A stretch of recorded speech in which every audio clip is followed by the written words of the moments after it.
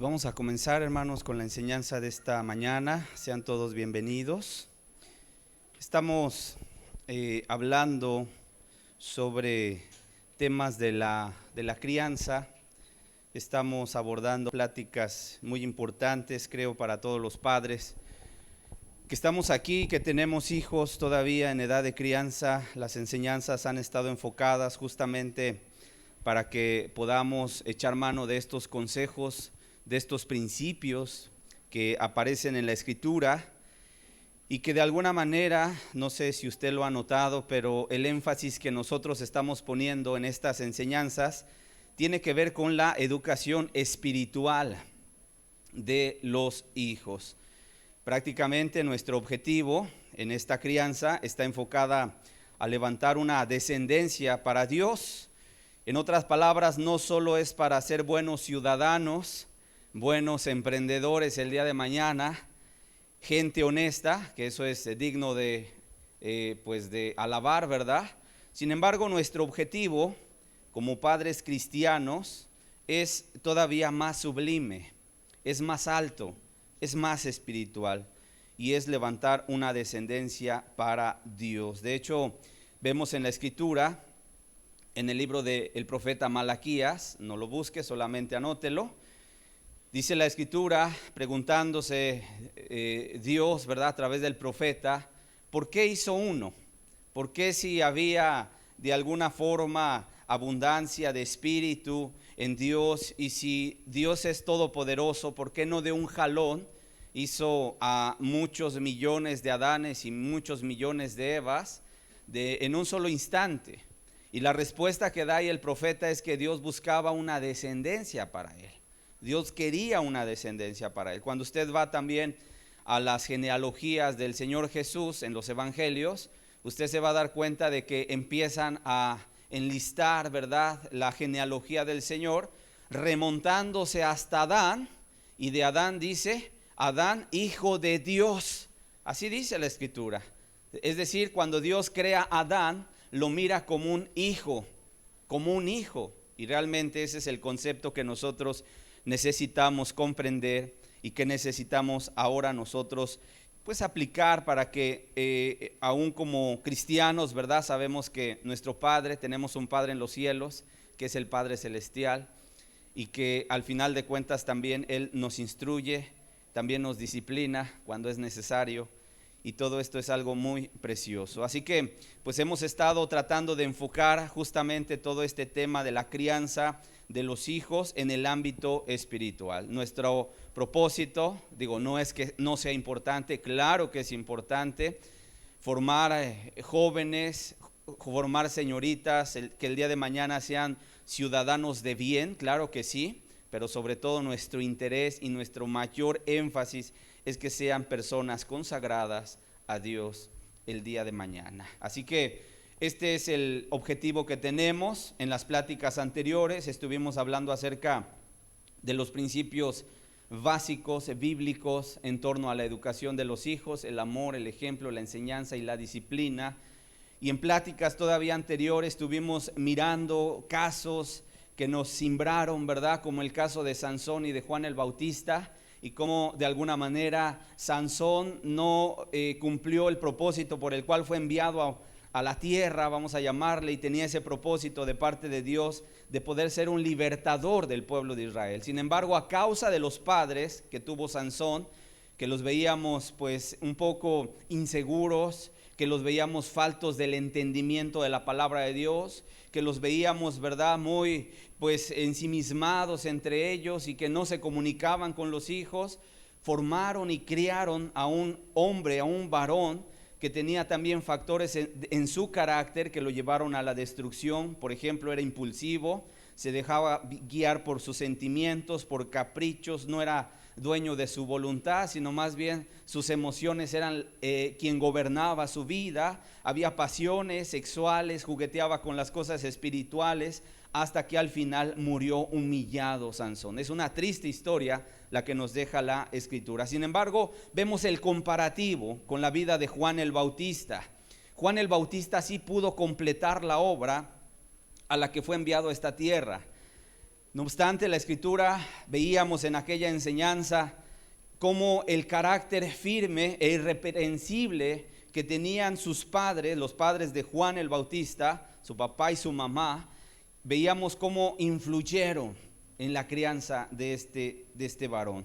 Y veíamos a Juan el Bautista, que había sido criado bajo esa dirección adecuada de sus padres, que tenía dominio propio, buscaba lo espiritual, era un hombre disciplinado, un hombre que se paraba por Dios, que tenía celo y que era un hombre consagrado a Dios completamente. De tal manera que como padres debemos buscar la sabiduría de Dios, la firmeza de carácter y la sensibilidad para poder llevar a nuestros hijos a la meta que les ha sido trazada. Y hoy, con la ayuda de Dios, vamos a continuar con estos temas, pero quiero que veamos un gran problema que puede estar presente en los hogares y que tal vez eso puede hacer que la bendición de Dios no caiga completamente. El día de hoy quiero hablar acerca de un problema, o más bien dicho, de un pecado. Más que un problema, es un pecado terrible a los ojos de Dios, y su nombre es la tibieza. La tibieza, el gran enemigo en la familia. La tibieza, el gran enemigo en la familia. Este estudio estará dividido en dos partes. Primero vamos a analizar en qué consiste la tibieza y por qué estoy diciendo que es un pecado terrible a los ojos de Dios. Lo vamos a ver en la palabra de Dios y vamos a ver si hay algo que Dios aborrece. Justamente es la vida tibia, porque incluso dice en una de las expresiones más fuertes y contundentes que vemos en las Escrituras, que al tibio Dios lo vomita de su boca. Así dice la Escritura. Y de alguna manera vamos a comprender por contraste, por comparación, cuál es la vida que Dios está buscando en cada uno de nosotros.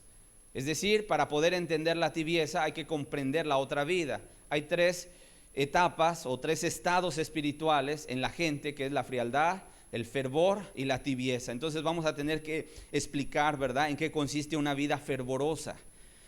Y en segundo lugar, y en la segunda parte de este estudio, vamos a ver ejemplos prácticos y escriturales de personas, sobre todo de un padre que fue tibio, un hombre que tenía prácticamente hijos a los cuales dice la Escritura que no les estorbó en su maldad, y me refiero a un hombre llamado, un sacerdote de hecho llamado Elí.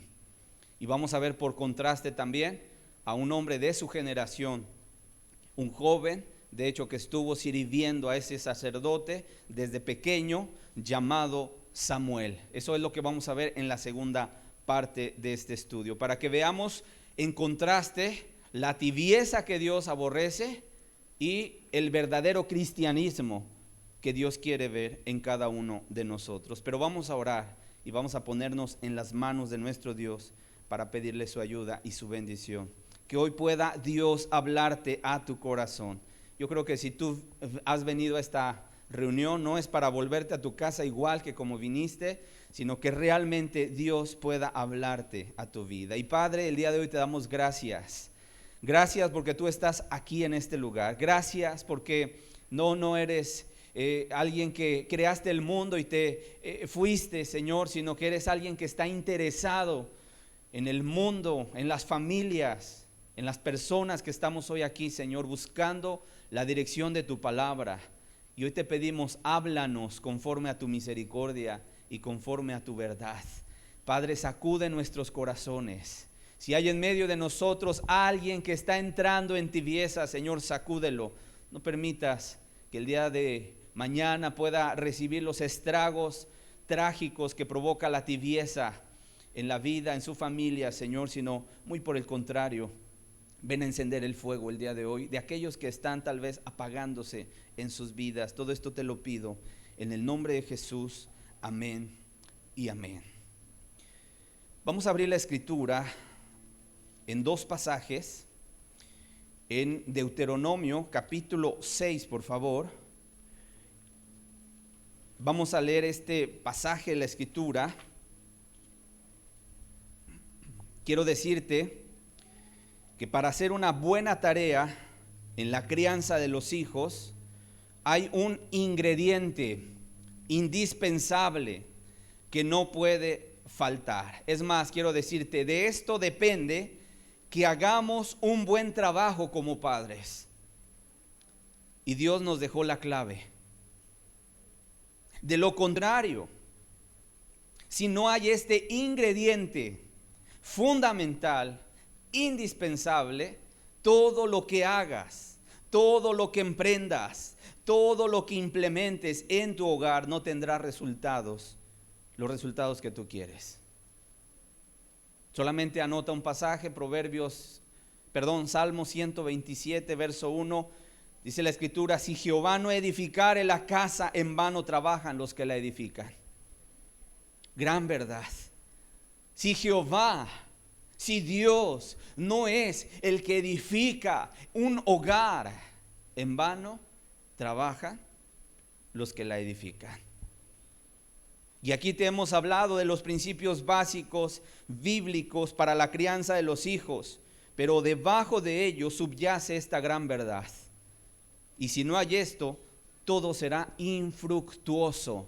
La palabra infructuoso quiere decir no dará fruto. Será en vano.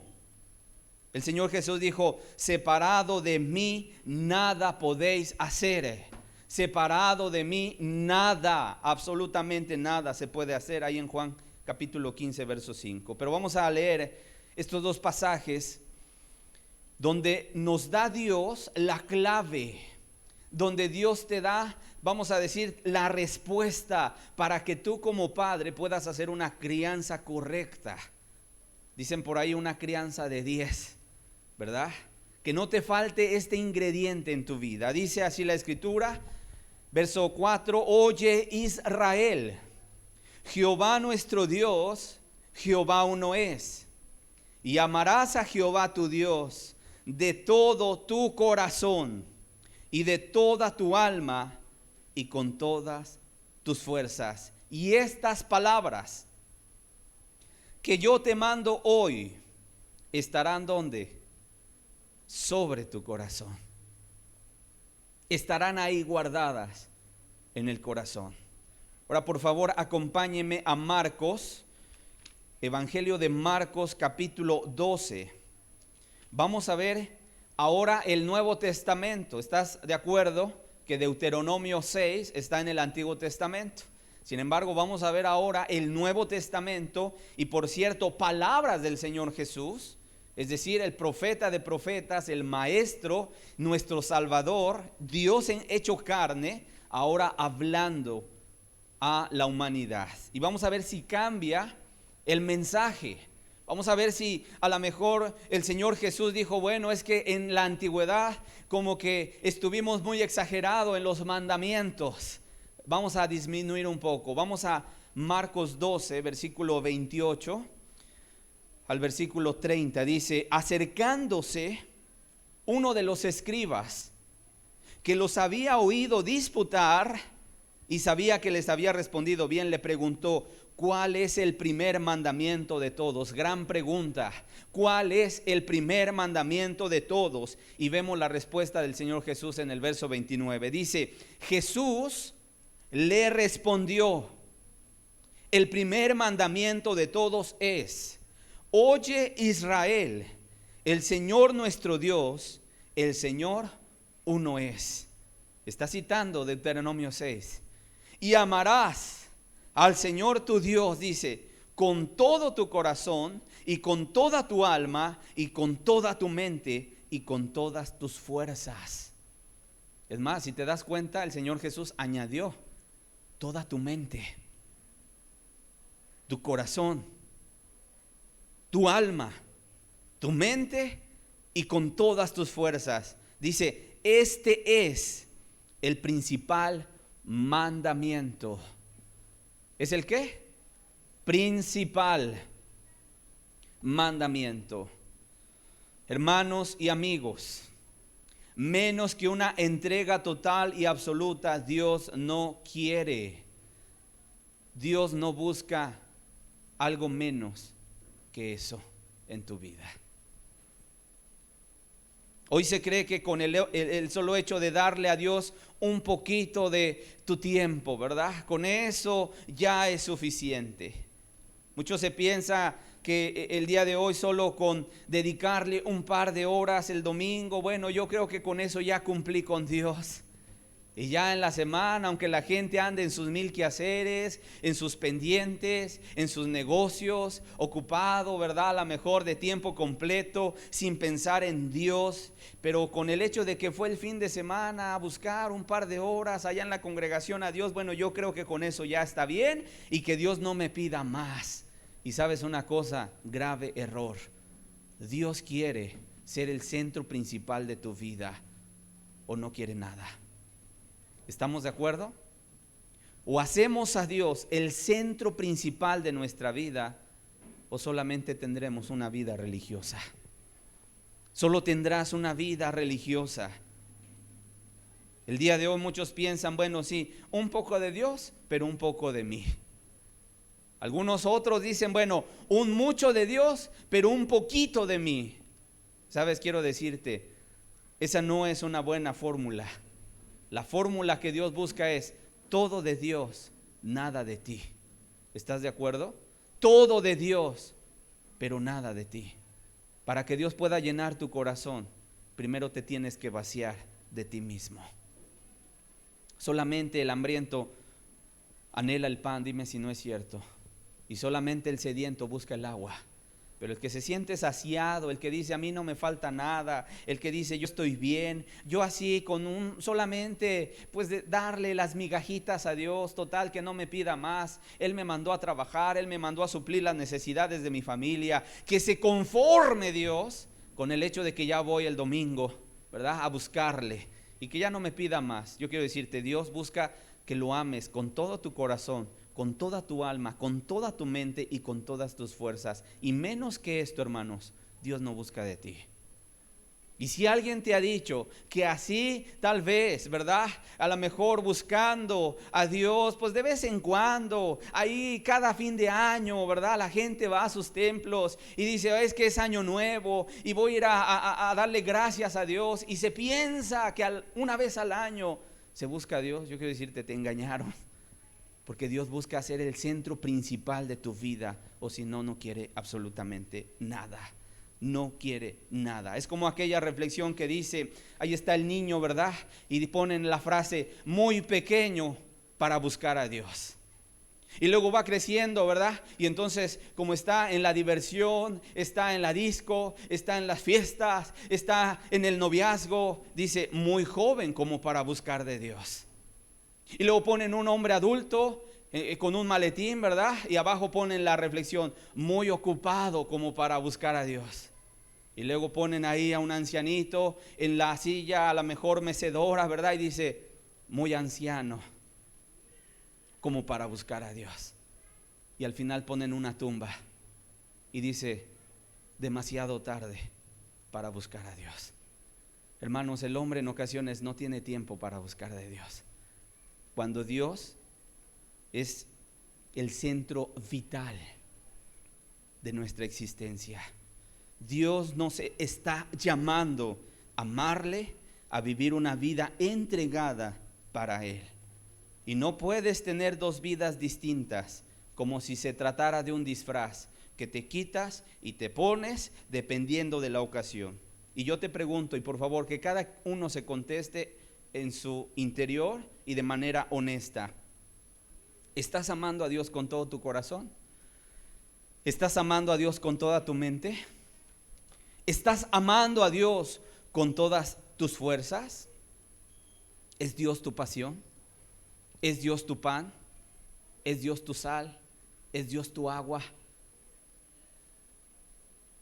O muy por el contrario, estás dedicando tu vida a otros pasatiempos. Tu mirada está puesta en otras cosas que son más importantes para ti. Cuando una persona, escúchame bien, está con un pie en Dios, pero con otro pie, buscando placeres, buscando diversiones insanas, ¿verdad? El mundo, la persona está en tibieza. ¿Qué es la tibieza? Vamos a Apocalipsis, por favor. Después de haber dicho cuál es la clave para poder llevar a cabo una crianza adecuada. No, hermano, los principios no van a ser muchos si no hay esto primero en tu vida. Ya hablamos acerca del amor, ya hablamos acerca de la enseñanza, ya hablamos acerca del ejemplo, ya hablamos acerca de la disciplina. Pero si primero el padre de familia no tiene esta entrega para con Dios, no va a pasar absolutamente nada en su hogar. Y el día de mañana se anda culpando a Dios de decir, señores, que no se puede. Pues es que yo llevaba a mis hijos a la escuela dominical y allá los llevaba, ¿verdad? Y creo que las maestras no les enseñaban bien a los niños, porque mira, crecieron y se desbalagaron. Y Dios dice, no, es que no es la responsabilidad de ellas, la responsabilidad es tuya. Tú me amaste, tú te entregaste, tú me amabas con todo tu corazón, con toda tu alma, con todas tus fuerzas, o solamente era un amor pasajero, religioso. Dios no está agradado, hermanos, con la religiosidad. Es más, cuando tú vas a las escrituras y ves los evangelios, te das cuenta que incluso donde comenzó a predicar Juan el Bautista, hermanos, no en el templo. ¿Sabes dónde? En el desierto. ¿Y sabes por qué predicaba en el desierto? Porque Dios estaba cansado de que en su propia casa, en su propio templo, incluso se había convertido en cueva de ladrones. ¿No así dice la escritura? Que ya estaba convertida en un mercado y ya era un ir y venir y solamente, ¿verdad? A la mejor mercadería ahí, como el día de hoy sucede. La gente, predicadores que andan por ahí, andan llamando a la gente a que vaya y dé su ofrenda para que entonces esté bien delante de Dios. Quiero decirte, eso es mercadería. Dios no quiere el dinero de nadie absolutamente. Dios quiere el corazón. Y hay gente que se conforma con solamente decir, bueno, ya traje mi ofrenda y mi diezmo y lo pongo ahí, yo creo, Dios, que estoy bien contigo. No, nadie se engañe, Dios busca el corazón. ¿Cuántos dicen amén? Vamos a ver qué es la tibieza, hermanos. Apocalipsis capítulo 3, por favor. Vamos a leer del verso 14 en adelante. Dice así la escritura. Dice, y escribe al ángel de la iglesia en Laodicea. He aquí el amén, el testigo fiel y verdadero, el principio de la creación de Dios dice esto: yo conozco tus obras, que ni eres frío ni caliente. Ojalá, fíjate la expresión, ojalá fueses frío, dice, o caliente. Pero por cuanto eres tibio y no frío ni caliente, te vomitaré de mi boca. Hay tres estados espirituales que nos deja ver la escritura. Número 1, la frialdad. Número 2, la tibieza. Y número 3, el fervor. ¿Ok? ¿Qué es cada una de ellas? Mira, ser frío o la frialdad tiene que ver con aquellas personas, es un estado espiritual, repito, no tiene que ver con el sentir frío, ¿verdad? O estar frío en el cuerpo, no, es algo espiritual. Entonces la frialdad tiene que ver con aquellas personas que no quieren nada de Dios, que están ajenas a lo espiritual, que están buscando saciar sus placeres en el mundo, ajenos a Dios, allá en sus fiestas, en sus consejos, en sus diversiones, en el mundo. Y que cuando tú llegas y le dices, oye, te invito a un estudio bíblico, te dicen, no, hombre, ¿cómo crees que yo voy a ir a meterme allá a leer la Biblia? Yo estoy gozando del mundo. Esa es una persona que está en un estado espiritual de frialdad, ¿verdad? O de alguna manera, una persona que a lo mejor puede venir y estar aquí, sin embargo, dice, mi mente está en el partido de fútbol, mi mente está en otras cosas, ¿verdad? ¿Por qué? Porque eso es lo que anhela el corazón. No está su corazón puesto en Dios. Ok, ahora, ese es un extremo. El otro extremo es el caliente o ferviente, fervoroso para Dios. En otras palabras, la palabra caliente que vemos aquí, Apocalipsis 3, en el original se entiende como hirviente. Hirviente, o sea, nos da una idea todavía más completa. Cuando usted pone una bandeja a la estufa y le prende y le pone agua a esa bandeja, ¿qué empieza a suceder? Llega un momento en que empieza a burbujear, ¿está de acuerdo? Entra en el estado más alto de temperatura, punto de ebullición. Entonces empieza a burbujear porque el agua está hirviendo. Es su punto máximo, vamos a decirlo. Y después de eso empieza a evaporarse. ¿Está de acuerdo? ¿Qué sucede si usted le apaga la perilla de la estufa? El agua empieza en principio a dejar de burbujear, empieza a humear solamente, pero en la medida que pasa el tiempo, empieza un proceso de enfriamiento. Pero llega un momento en el cual no está caliente el agua, no está hirviendo, ya no, pero tampoco está fría, está en término medio. ¿Cómo le llamamos a eso? Está tibia, está tibia. La tibieza, por lo tanto, es un estado espiritual y es un pecado terrible ante los ojos de Dios y tiene que ver con estar en término medio, en término medio. En otras palabras, no estar consagrado a Dios completamente, pero tampoco estar en el mundo practicando el pecado. Tiene que ver con vivir una vida religiosa solamente, con un pie en Dios y con otro pie en el mundo.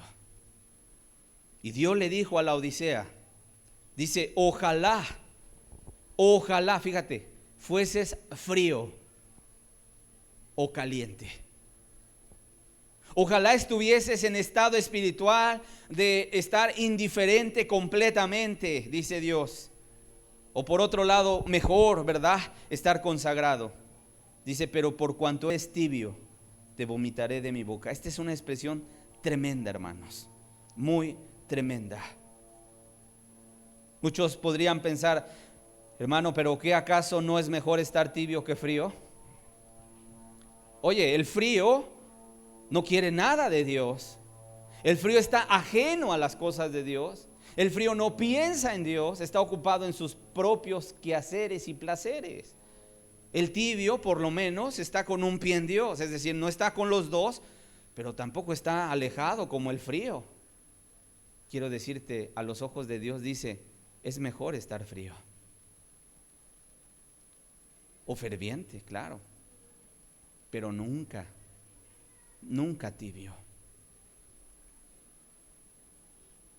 Porque mira, el frío, el indiferente, que no conoce a Dios y que está enajenado de la vida espiritual, tiene una oportunidad algún día de que le brille la verdad del Evangelio y se vuelva de su maldad.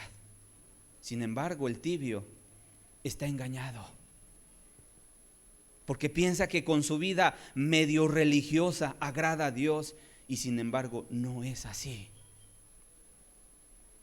Es que no soy como los demás pecadores. ¿Te acuerdas de esa frase?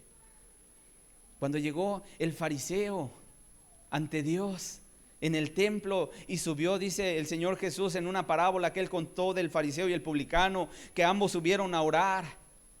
El publicano, el pecador, que decía, estaba lejos, ¿verdad? Con la cara agachada, se golpeaba el pecho y decía, Señor, ten misericordia de mí, sé propicio. Soy pecador. Sin embargo, el fariseo, ¿qué decía? Señor, yo te doy gracias porque pues yo no soy como los demás, ¿verdad? Pecadores, ni como este publicano que está aquí a mi lado. Yo sí ayuno, yo sí diezmo, yo sí hago buenas cosas. Pero su corazón estaba bien podrido, hermanos. Ese es el peligro de la vida en tibieza. En ocasiones puede ser persona, ¿verdad?, que a lo mejor conoce de la Biblia, conoce doctrina, sin embargo no tiene cambios en su vida. Por eso es peligroso. Por eso es peligroso. El ferviente, que es el otro extremo para Dios, es aquella persona que no hay otra cosa que quiera hacer sino dar su vida por Dios. El ferviente busca lo espiritual como algo primordial. Ama a Dios por sobre todas las cosas. Ama a su prójimo como a sí mismo. Vive para dar testimonio de la verdad. Toda su vida está centrada en Dios. Sus pensamientos, sus deseos, sus intenciones, su voluntad, todo lo ciñe a Dios. Y por cierto, todo lo consulta con Dios. Porque no es dueño de su vida. ¿Cuántos creen que Jesús es el Señor? A ver, levante su mano, por favor. Jesús es el Señor. ¿Y sabes qué significa que Jesús sea el Señor? Que Él es el dueño de tu vida. Muchos buscan un Jesús que es Salvador. Y qué hermoso es Jesús como nuestro Salvador. Pero si tú vas a la Escritura, tú vas a encontrar que los títulos que se le atribuyen a Jesús es Señor y Salvador. Primero debe ser tu Señor antes que tu Salvador. Porque si no es así, la salvación no es real. Señor, sálvame.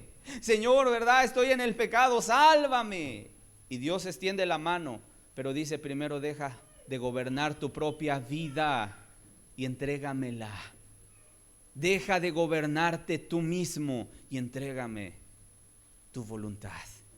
Y es ahí donde la gente en ocasiones dice: bueno, Señor, yo te entrego todo excepto mi voluntad, porque yo quiero seguir haciendo mi voluntad. Y dice Dios: no, dame, hijo mío, tu corazón. Y cuando dice tu corazón, no es este órgano que está bombeando la sangre, ¿verdad? Sino más bien tus intenciones, tu vida, entrégala a Dios. Y aquí me quiero detener un poco solamente para contrastarte la tibieza con el fervor. El que vive consagrado a Dios siempre evalúa todas las cosas a la luz de la gloria de Dios. Todo lo evalúa. Su trabajo, lo que va a emprender, lo que va a estudiar, todo lo evalúa. ¿Servirá para la gloria de Dios? Primera de Corintios capítulo 10 verso 31 dice la Escritura: si pues coméis o bebéis o hacéis otra cosa, hacerlo todo para la gloria de Dios. Esto no es una exageración. Este es el énfasis de la vida cristiana. Fíjate cómo el apóstol Pablo pone el énfasis en las cosas más pequeñas pero esenciales de nuestra vida, como es el alimentarnos. Y te dice: bueno, si comes o bebes, dice, o haces cualquier otra cosa, hazlo para la gloria de Dios. Y añade: todo lo que tú hagas, dice, hazlo para la gloria de Dios. Siempre ten en cuenta que lo tienes que hacer todo, no algunas cosas, todo para la gloria de Dios. Si trabajas, para la gloria de Dios. Si estudias, para la gloria de Dios. Si estás en la congregación, para la gloria de Dios. Si estás en tu casa, para la gloria de Dios. Si crías a tus hijos, para la gloria de Dios. El cristiano todo lo hace para que Dios sea exaltado, para que Dios sea honrado. Y por eso pregunta todo a Dios. ¿Sabes? Al tibio le parece una exageración. ¿Cómo es posible que todo lo tenga que consultar con Dios? Pues si no soy un niño. ¿Sabes qué responde el Señor Jesús?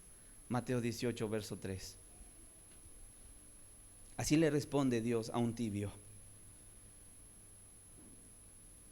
Mateo 18, 3. Y dijo: de cierto os digo, si no os volvéis y os hacéis como niños, no entraréis en el reino de los cielos.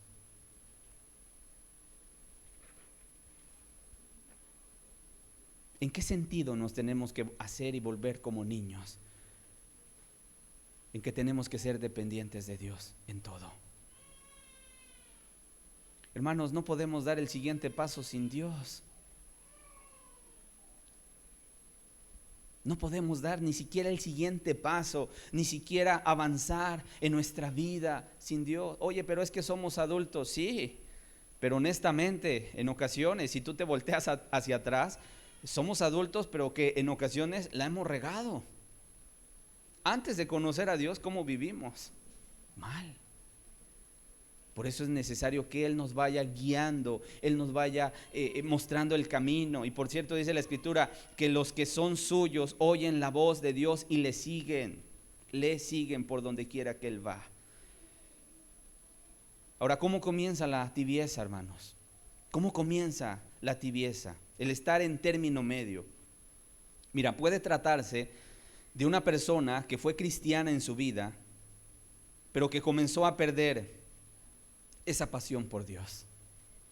Comenzó a darse permisos en su vida, comenzó a juguetear, a bajar el estándar, a claudicar. Antes tenía las manos arriba y todo le pedía a Dios, ¿verdad? Y estaba ahí metida con Dios, y su principal amor era Dios, y su motor y su gasolina y la savia, ¿verdad? Y la esencia de su propia vida era Dios.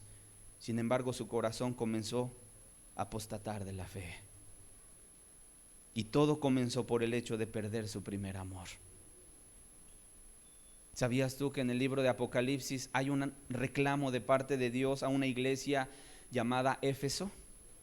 Una iglesia que trabajaba mucho, una iglesia que tenía arduo trabajo, desvelos, fatigas. Sin embargo, dice Dios, pero yo tengo algo contra ti. Le dijo Dios a esa iglesia, que has dejado tu primer amor. Y cuando dice primer amor, significa principal amor.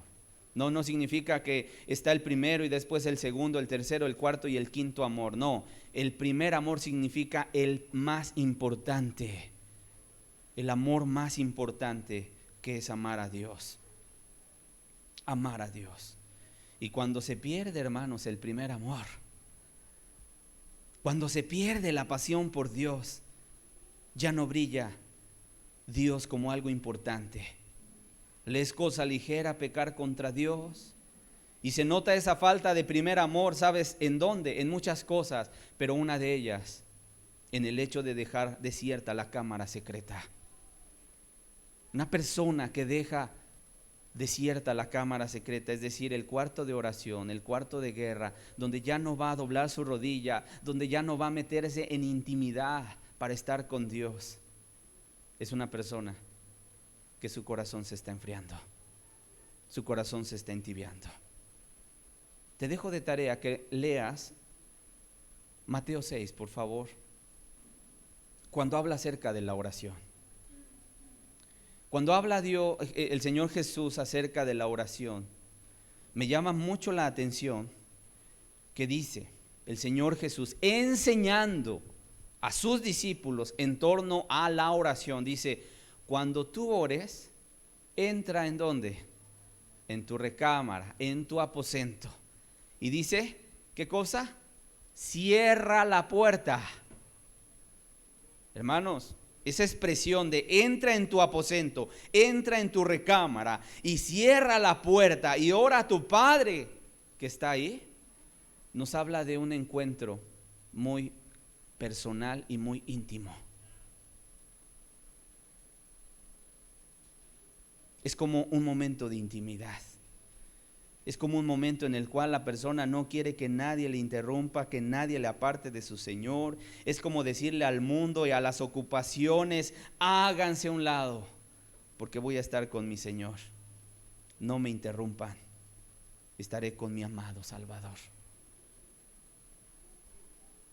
Y está ahí metido, orando, platicando con su Padre, descubriendo su corazón, trayendo sus cargas, sus debilidades, sus impotencias, rogando, suplicando la ayuda.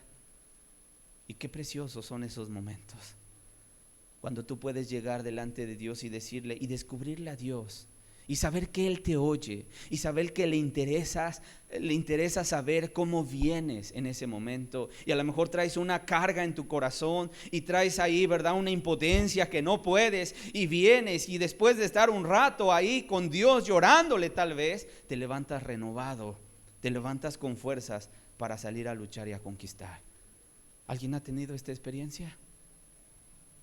Y en ocasiones, incluso cuando te sientes abrumado por los problemas, por las circunstancias, por el familiar difícil, por la tentación que te asedia y ya no puedes, y en ocasiones dices: Señor, si no me ayudas voy a tirar la toalla, pero te metes ahí un rato a estar en la presencia de Dios. Dime si no es cierto, te levantas como diciendo: ahora sí, a ver, que se presente cualquier gigante, que lo voy a derrotar. ¿Por qué? Porque Jehová está conmigo. Pero hermanos, cuando no hay esto, la persona deja de ir a la cámara secreta. Orar. Para mucha gente orar incluso es una especie en peligro de extinción. Viven su vida, su cristianismo en sus propias fuerzas, y el día de mañana dice: ¿por qué no tengo eficacia en mi vida, en lo que hago, en lo que emprendo? Pues porque no estás poniendo a Dios en primer lugar. Porque así como te levantas, ¿verdad?, sales corriendo, y no es para dedicarte un momento a decirle a Dios: Señor, hoy te dedico este día para ti. Hoy la fuerza, la inteligencia, la sabiduría, todo lo que tú me has dado, dones, talentos, los pongo a tu servicio. Señor, ¿cómo quieres que haga las cosas? Hermanos, una frase tenía el Señor Jesús: mi comida es hacer la voluntad de mi Padre. Esa es la frase tuya. Mi comida es hacer la voluntad de mi Padre. ¿Cuántos de los presentes? Y te lo digo con todo amor y con todo respeto, pero con toda preocupación. Si hiciéramos una revisión en tu cámara secreta, tal vez hasta telarañas encontraríamos de que la has abandonado tanto tiempo.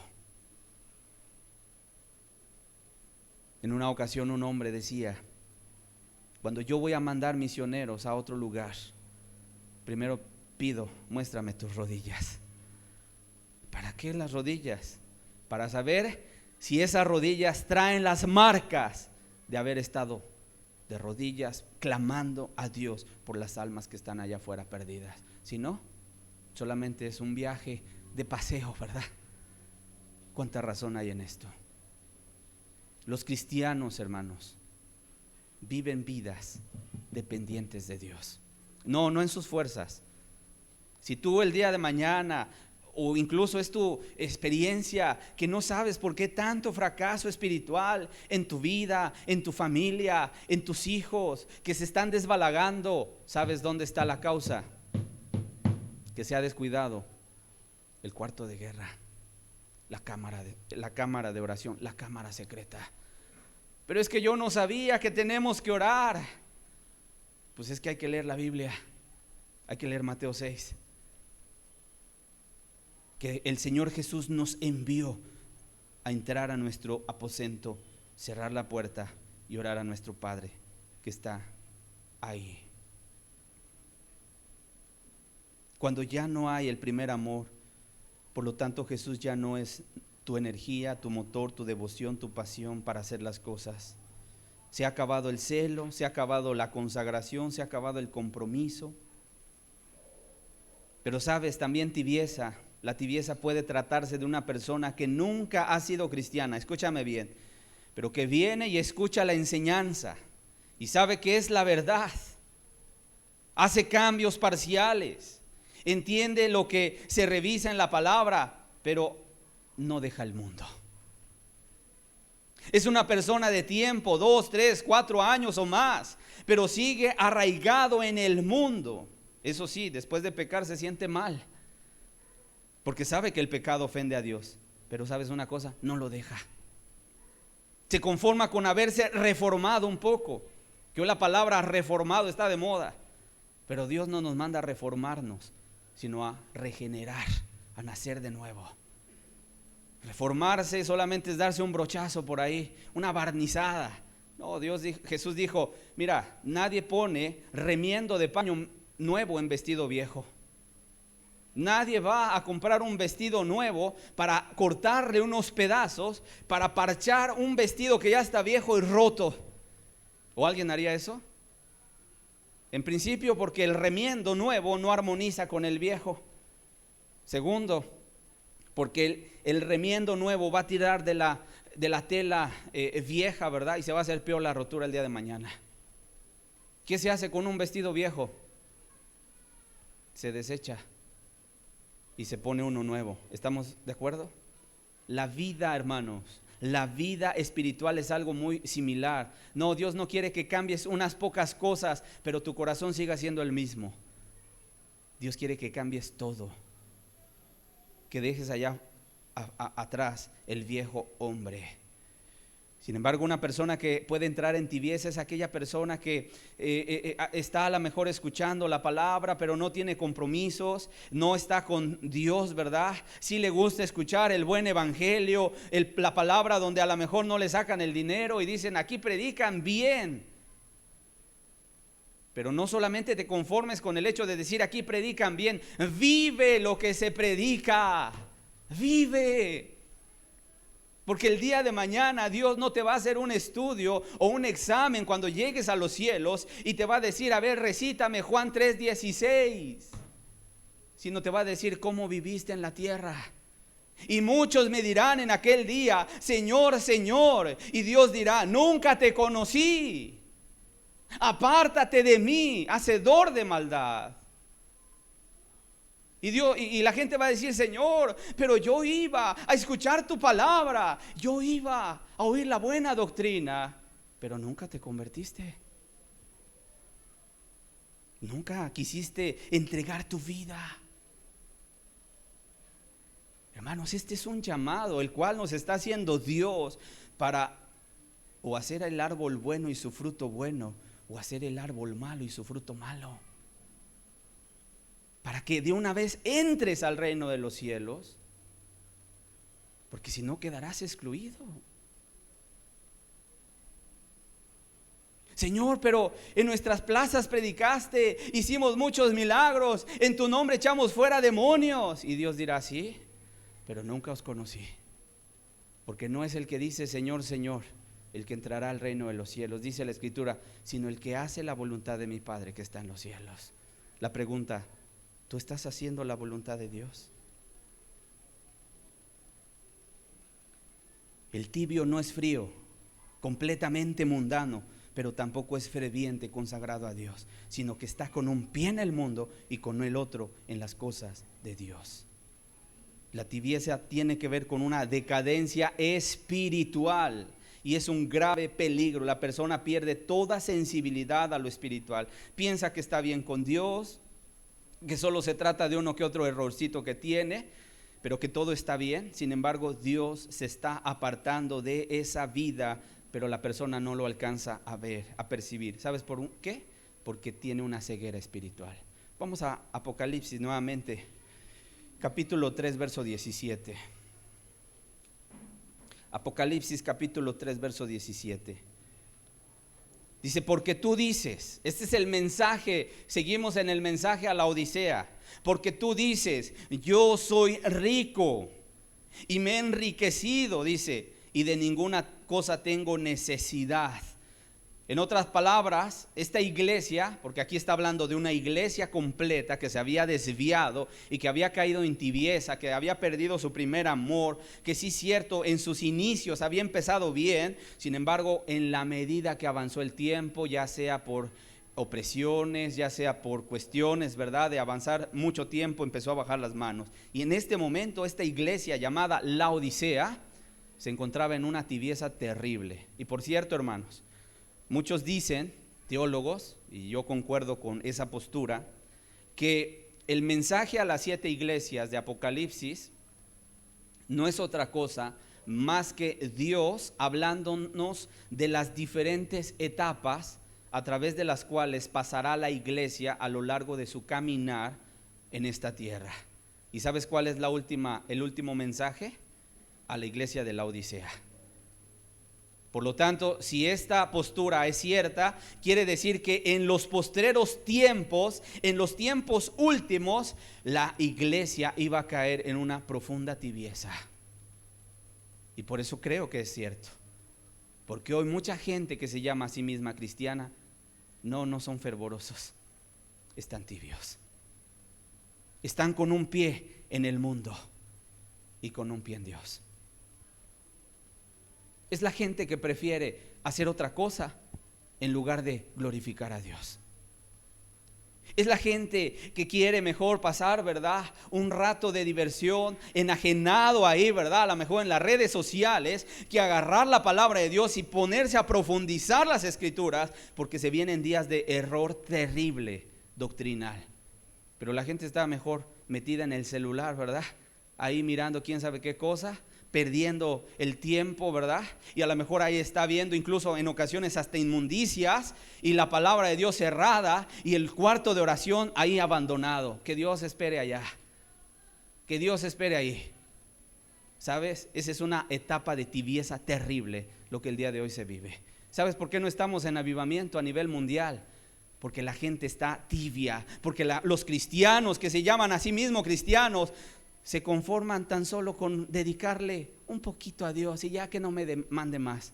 No, hermanos, tenemos que otra vez volver a encauzar el barco para que Dios traiga avivamiento, primero a nuestra vida, a nuestra colonia, a nuestro pueblo, a nuestro México. Que Dios acuda, hermanos. ¿Lo puede hacer? Yo pregunto. ¿Lo podrá hacer Dios? Si ya lo hizo en otras etapas con Juan Wesley, con Carlos Finney y levantó avivamiento, ¿lo puede hacer hoy? Sí, pero ¿sabes qué se necesita? Hombres y mujeres que se paren en la brecha y que clamen a Él día y noche y que pidan: Señor, danos un avivamiento.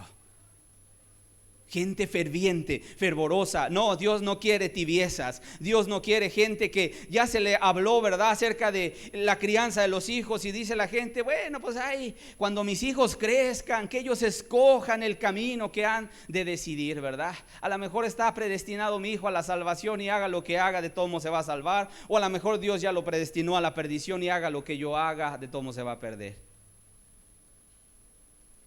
Qué postura tan más incorrecta.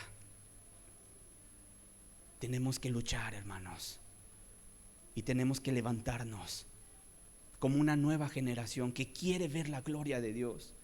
Ya hubo épocas pasadas en las cuales Dios levantó avivamientos, pero pareciera que en esta época hay una sequedad espiritual y la gente se conforma con unas migajitas solamente que le da Dios. Hermanos, Dios quiere tu vida, toda tu vida, o no quiere nada, o no le des nada.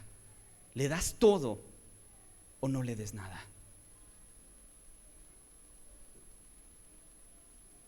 Esta iglesia se percibía a sí misma: yo soy rico y me he enriquecido y de ninguna cosa tengo necesidad. Se evaluaba en su propia opinión y decía: estoy bien, mi religiosidad es suficiente. Y ya no había esfuerzo. Creía que lo había alcanzado todo. Y sabes, una de las características del verdadero cristianismo es la pobreza espiritual.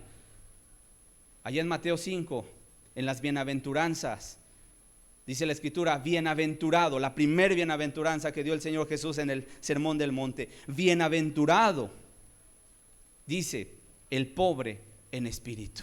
¿Y sabes por qué? Porque de ellos es el reino de los cielos. ¿Y sabes qué es pobreza espiritual? Señor, si tú no extiendes tu mano de misericordia, yo estoy perdido. Señor, si tú no me das, yo no tengo nada. Señor, si tú no me ayudas, si tú no te compadeces de mí, Señor, simplemente estoy seco, Señor. La pobreza espiritual es estar dependiendo completamente de la misericordia de Dios cada día. No el domingo. No una vez a la semana, diario. Sin embargo, como decíamos, la tibieza llevará a descuidar a la gente de su oración, de su lectura diaria de la Biblia, su devocional con su familia. Y no es algo que se dé de la noche a la mañana, sino que ha sido un proceso paulatino. Dejó de perseverar, se cansó de caminar, dejó de orar, se dejó abrumar por todos los pendientes del trabajo, por la escasez económica, y se convirtió en una persona que empezó a abandonar paulatinamente la cámara secreta. Y como el Espíritu Santo se contristó en ese corazón, ya no le testificaba, ya no le llamaba la atención, ¿verdad? Ya no sentía la voz de Dios ahí palpitando en su corazón como antes. Su lectura bíblica es escasa, no busca nutrir su vida espiritual en las verdades de la Escritura, sino cree que sabe mucho, es una persona sabia en su propia opinión. El tibio como ya no está dependiendo de Dios, ahora dependerá de sus fuerzas, de su conocimiento, de su experiencia, de su sabiduría. Se apoyará más en su prudencia y en su consejo que en la palabra de Dios. Sin embargo, ¿qué dice la segunda parte de este versículo 17? Dice que la iglesia de la Odisea decía: yo soy rico y me he enriquecido y de ninguna cosa tengo necesidad. Dice, y no sabes que tú eres un desventurado, miserable, pobre, ciego y desnudo. Son palabras de Jesús, hermanos.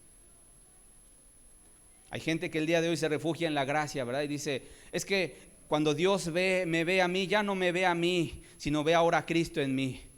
Qué raro que en la iglesia de la Odisea no veía a Cristo en ella, ¿verdad? Hay gente que busca una licencia para pecar. Peca y dice, de todos modos, Dios, tú sabes y me has perdonado mis pecados presentes, pasados y futuros.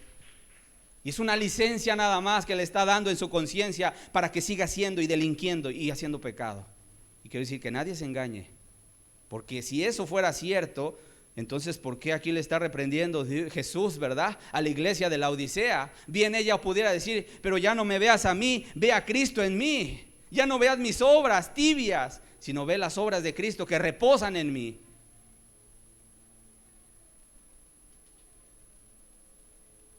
Y dice Dios, tú dices, pero yo digo. Tú te miras, tú te evalúas, pero yo te veo así, que no sabes. Dice que tú eres un desventurado, miserable, pobre, ciego y desnudo. Hermanos, el tibio, no, la tibieza no es cualquier pecado. El tibio no tendrá celo por las cosas de Dios. ¿Por qué no tiene celo? Porque dice el verso 19, si tú lo lees, dice, sé pues celoso. En otras palabras, el celo se había esfumado de la vida de esa iglesia. Y Dios lo llama a que vuelva al celo verdadero. Cuando no hay celo por Dios, el pecado está a las puertas. La puerta está abierta para que Satanás entre y haga estragos en la vida de la persona. ¿Te acuerdas de los pasajes que nos deja el Nuevo Testamento? En una ocasión cuenta las Escrituras en el Nuevo Testamento, en los Evangelios, Evangelio de Juan capítulo 2, que cuando Jesús llegó al templo y vio todo lo que se vendía, las mesas de los cambistas, que se había convertido en un mercado el templo, ¿verdad? Era una cueva de ladrones. Dice que tuvo un celo que lo llevó a volcar las mesas. ¿Cómo vimos a Jesús siempre? Humilde, manso, pero ¿sabes? Hubo algo que le desagradó al grado de llegar a hacer un azote de cuerdas, agarrar las mesas de los cambistas y voltearlas y echar fuera a todos ellos. Vamos a leer la historia. Juan 2:13, verso 17. Juan capítulo 2, verso 13 al 17. Estaba cerca la Pascua de los judíos y subió Jesús a Jerusalén y halló en el templo a los que vendían bueyes, ovejas y palomas y a los cambistas allí sentados. Quiero decirte, si el Señor Jesús el día de hoy también viniera a muchas congregaciones, a muchos lugares donde están sacándole el dinero a la gente, ¿verdad? Y le está ahí sacando el pastor el dinero a la gente, muchos de esos lugares también voltearía los púlpitos y los correría. Dice, y halló en el templo a los que vendían bueyes, ovejas y palomas y a los cambistas allí sentados. Y haciendo un azote de cuerdas, echó fuera del templo a todos, y las ovejas y los bueyes, y esparció las monedas de los cambistas y volcó las mesas. Y dijo a los que vendían palomas, quitad esto de aquí y no hagáis de la casa de mi padre casa de mercado. Entonces se acordaron sus discípulos que está escrito, el celo de tu casa me consume. Sabes, una persona que tiene el fuego de Dios y que tiene la pasión por Dios es una persona con celo de Dios también, que no tolera el pecado. Si tú en tu vida toleras el pecado, fue un detallito, bueno, no es tan malo, hay otros peores, quiero decirte, tú estás perdiendo el celo de Dios, tú estás perdiendo el fuego. En su interior ardía en el Señor Jesús algo por su Padre. El celo de tu casa me consume. Era un celo santo, un celo piadoso, un celo justo, un celo que es necesario para purificar el corazón.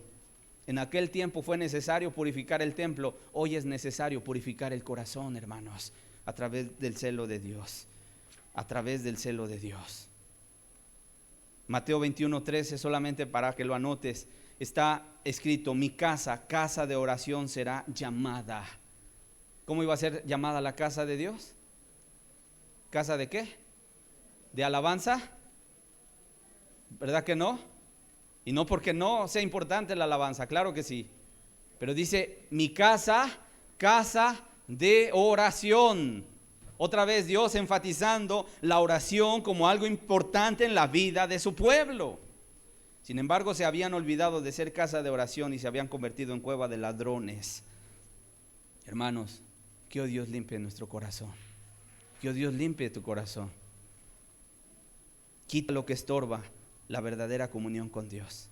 Echa fuera lo material, la avaricia o cualquier pecado que haya ahí oculto en tu corazón, que te impide acercarte verdaderamente a Dios.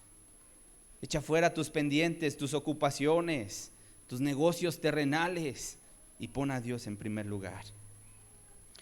El tibio no tendrá compromiso por llevar en sus hombros las cargas de Dios. Hay una falta de compromiso en la vida tibia. Siempre buscará que otros la lleven y él solo acompañar, ¿verdad? Para que vean que sí está comprometido, pero solamente es una pantalla. En otras palabras, nunca se pondrá en lo recio de la batalla, sino que solo de fuera mirará cómo Satanás hace la guerra a sus hermanos, pero el tibio ni se despeina para nada. No mete las manos, hermano, el tibio. El tibio será una persona apática, floja para la extensión del reino. Siempre tendrá excusas perfectas para no obedecer a Dios. La escasez económica, el trabajo, la familia, ¿verdad? Y siempre tiene una excusa egoísta, centrada en sí mismo, con falta de celo y de arrepentimiento. El tibio no mira más allá de lo que tiene enfrente, es un ciego espiritual, no mira lo eterno, se ha quedado en lo terrenal. Mira a su familia y no le interesa la eternidad. ¿Dónde estarán mis hijos el día que mueran? ¿Dónde estarán mis padres el día que muera? ¿Dónde estarán mis hermanos el día que mueran? ¿Estarán con Dios o lejos de Dios? Sabes, el tibio no será un padre que eduque a sus hijos y que tome el tema de la crianza como lo es un llamado de Dios, un compromiso al cual Dios nos está llamando. Piensa que sus hijos pueden crecer como hierba silvestre, piensa que no es un mal padre. Hay otros peores, dice, ¿verdad? El tibio. Piensa que aunque no eduque, al final, bueno, sus hijos se entregarán a Dios, cuando eso no es cierto. Mientras el padre no eduque, no forme el carácter de sus hijos, no esté enfocando sus fuerzas para dejar la mejor herencia a sus hijos, que es el conocimiento de Dios. Ojo, la mejor herencia que tú como padre le puedes dejar a tus hijos, no es una casa de 4 pisos, no es una cuenta bancaria, es el conocimiento de Jehová. Y tampoco es excusa para los hijos, ¿verdad? Y por cuanto tal vez no recibieron la educación en la infancia, digan, no, bueno, entonces pues ahora escojo el mal camino, cada quien llevará el pecado.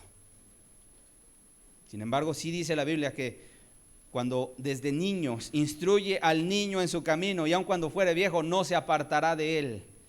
Pero sabes, un padre tibio no toma el tema de la salvación de su familia como uno de los objetivos principales. No lo ves preocupado, está ahí indiferente, no lo llama a orar, no lo llama a que lea su Biblia, no le ministra, ¿verdad? Sino que le da igual. No, por lo tanto tampoco está orando, está pidiendo, sino que le da igual.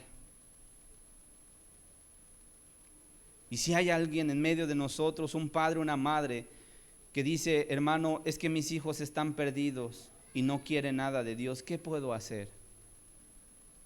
Si hay en medio de nosotros alguien que esté interesado en conocer qué puede hacer, incluso cuando los hijos han estado ya en un camino incorrecto, yo quiero decirte, comienza por venir con un corazón arrepentido delante de Dios por no haberlos instruido como Dios manda. Ese es el primer paso que tú vas a dar. Vuelve tu corazón a ellos.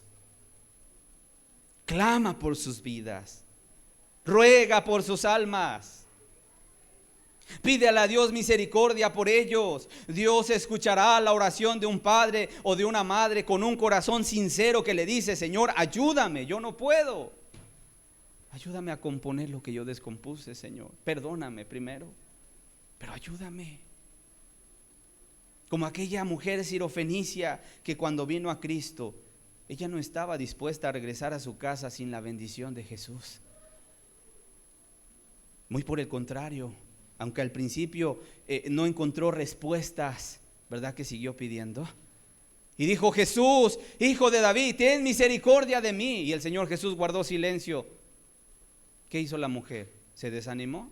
Dijo: bueno, pues ya ni modo, ya vine, le pedí, no me quiso atender, me regreso. No, ella estaba dispuesta a irse, ¿verdad?, con una bendición. Y le empezó a clamar, y el Señor Jesús callado.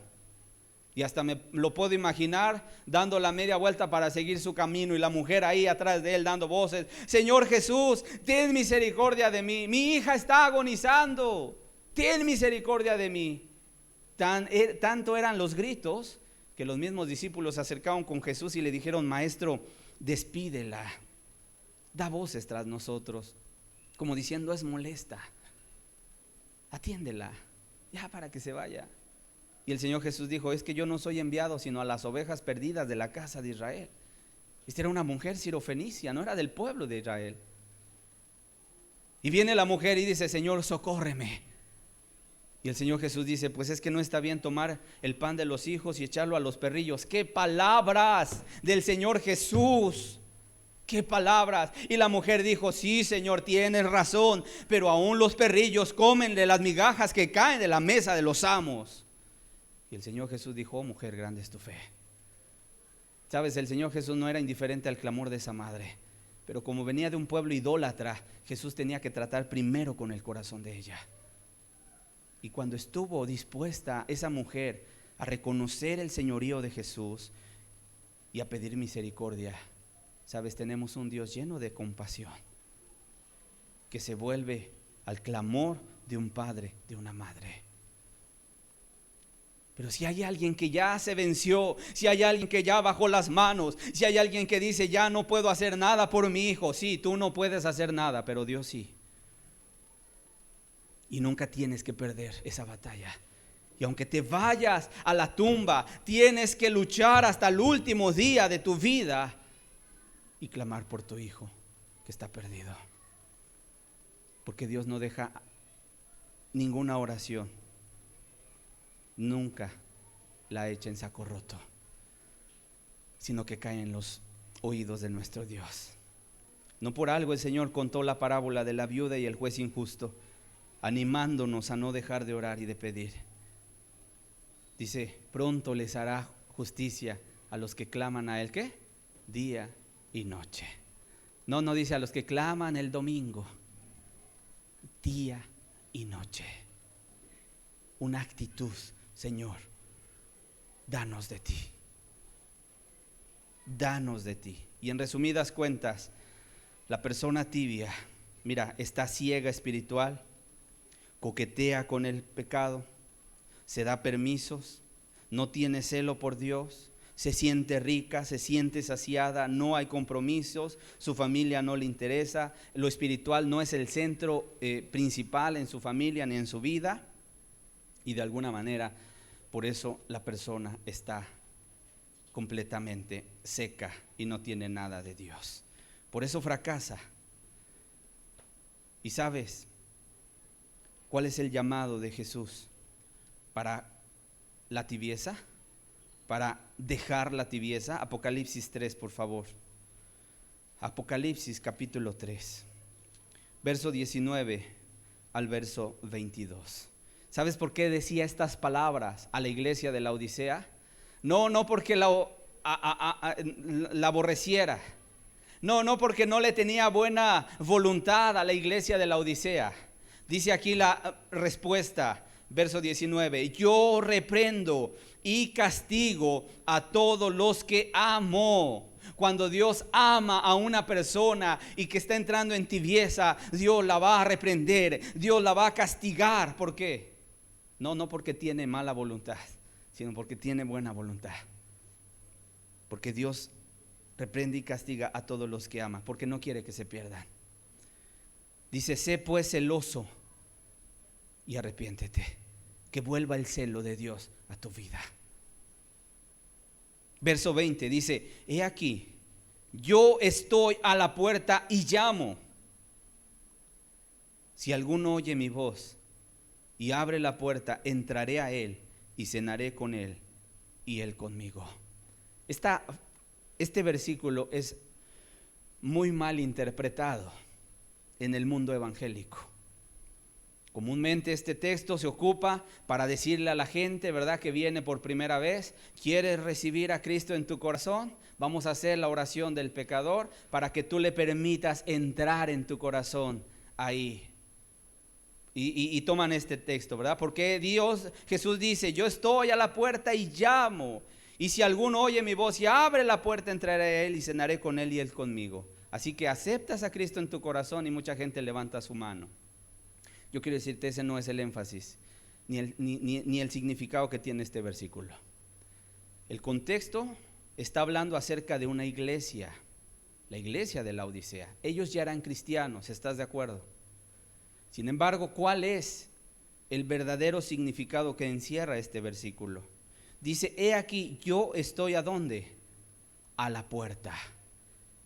En otras palabras, Jesús ya no estaba dentro de esa iglesia. Jesús ya se había levantado de su trono, se había encaminado hacia la puerta, había abierto la puerta y la había cerrado para irse. Pero todavía se da la media vuelta y va a ser el último intento de llamar a la puerta. Estaba ya afuera, no dentro de la iglesia. Se había levantado y se iba a ir, hermanos. Acuérdate, al tibio Dios lo vomita. Dios no quiere vidas tibias de una persona, de una familia o de una iglesia. Y ya estaba él a la puerta, pero todavía en su amor, en su misericordia, toca a la puerta. Dice: estoy a la puerta y llamo. ¿Cuándo se llama a la puerta? Cuando la puerta ya está cerrada, ¿estás de acuerdo? Si alguno, en otras palabras, este ya iba a ser un llamado personal. Si alguno oye mi voz, dice, y abre la puerta, entraré a él y cenaré con él y él conmigo. En otras palabras, ya iba a ser una relación, ¿qué? Personal.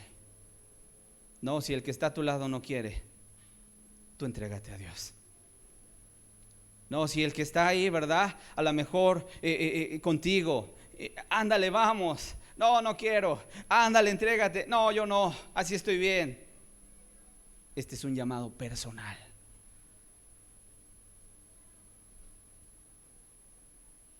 Verso 21, al que venciere le daré que se siente conmigo en mi trono, así como yo he vencido y me he sentado con mi Padre en su trono. Y nos da una promesa, ¿verdad? Al que venciere. Y si te das cuenta y lees en casa los mensajes a las 7 iglesias, todos concluyen diciendo el Señor Jesús: al que venciere. Al que venciere. Y en este momento dice la promesa: le daré que se siente conmigo en mi trono. Gran promesa, hermanos. Así como yo he vencido y me he sentado con mi Padre en su trono. El que tiene oído, oiga lo que el Espíritu dice a las iglesias. Hermanos, se tiene que echar fuera la tibieza del hogar, de la vida y de cualquier iglesia y de cualquier congregación. No podremos, hermanos, educar si primero no es una realidad la pasión por Dios. No podemos criar aún los ejemplos y los principios que se te han dado y la disciplina, ¿verdad? Tú vas a agarrar y vas a destruir a tu hijo. si aplicas disciplina sin tener el amor de Dios en tu vida. Solamente vas a crear hijos con un carácter incorrecto, porque no está reposando primero el amor de Dios sobre tu corazón. ¿Quieres tener éxito en la crianza de tus hijos? Ama a Dios por sobre todas las cosas, con todo tu corazón, con toda tu alma, toda tu mente y con todas tus fuerzas.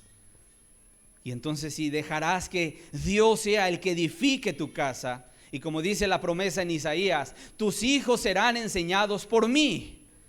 Y tendrás entonces el privilegio de que Dios mismo sea el que venga y empiece a tratar con cada uno de tus hijos.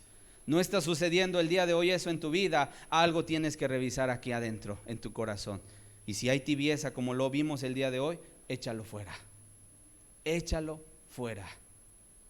Escucha la voz de Dios. Si tú eres cristiano y has bajado las manos, Dios está tocando. Y no por algo la enseñanza el día de hoy. Porque yo creo que Dios te ha hablado a ti. A más de uno, Dios les ha hablado el día de hoy. Y mira, Dios está tocando. ¿Abrirás la puerta?